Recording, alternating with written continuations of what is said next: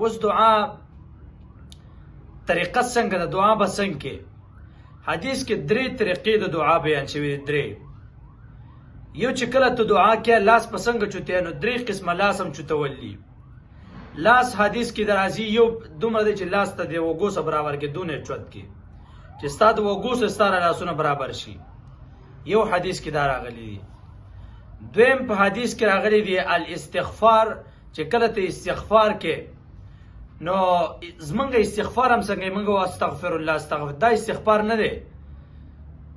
اصل کې استغفار هغه داره چې ته کله دعا تانه یو ګناه شوي ته هغه ګناه ته سوچ کې او په هغه ګناه باندې وایي چې استغفر الله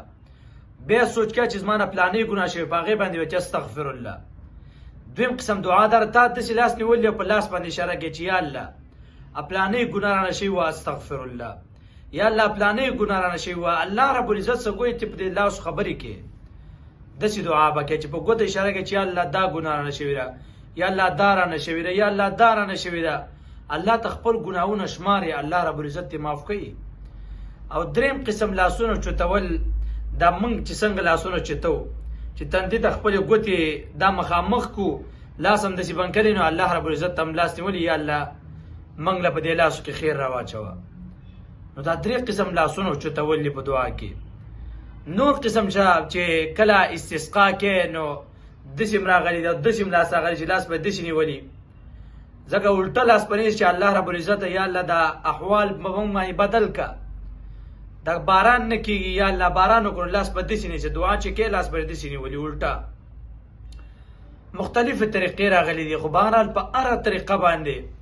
چې د الله رب العزت نه دعا کې الله رب العزت نه غوښتل کې الله په دې خوشحالېږي او بنده په دې خفه کېږي چې بنده نه وغواړي نو قسم دې ذلیله کوي دی او خدای وایي چې زما نه ونه غواړي نو ذلیله کوم دې زما نه وغواړه چې درکم الله چې کم یو کس دعا نه کوي نو الله فرمایي فسیدخلون جهنم داخرین